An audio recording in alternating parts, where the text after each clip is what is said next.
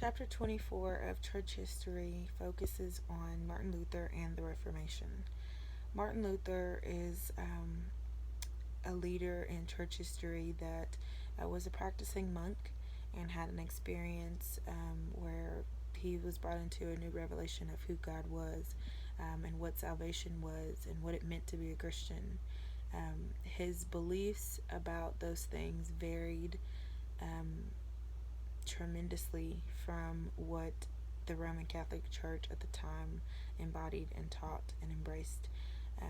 That got him excommunicated from the church,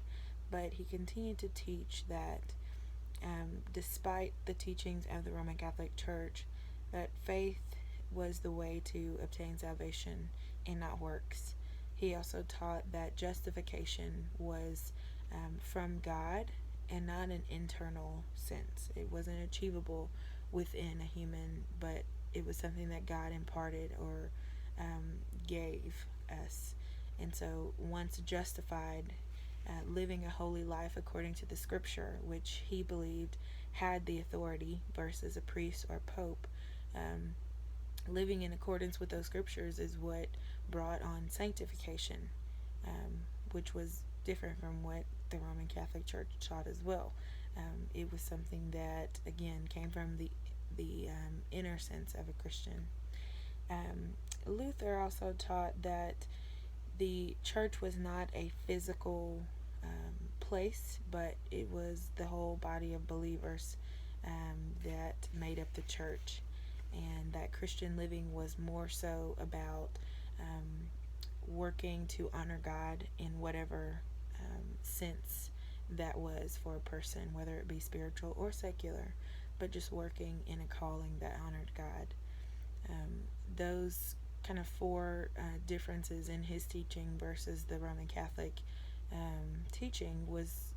what separated Roman Catholicism from Protestantism.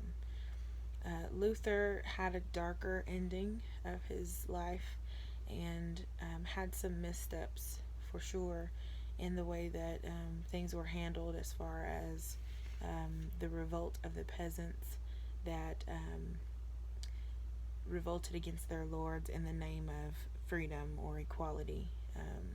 He responded violently, and it cost him, certainly, probably a part of his reputation perhaps was harmed by that. But one thing that I enjoy about church history and the way that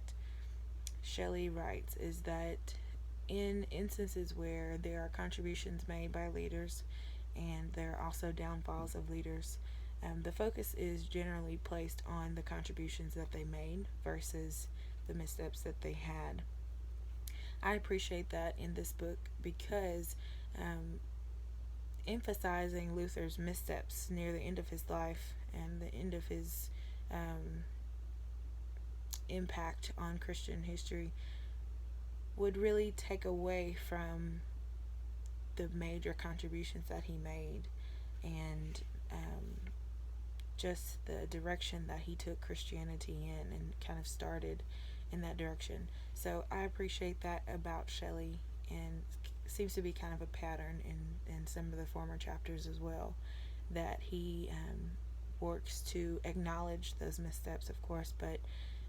not place so much emphasis and spend so much time just kind of harping on those things, but instead showing the impact that the leader or the idea had in Christian history.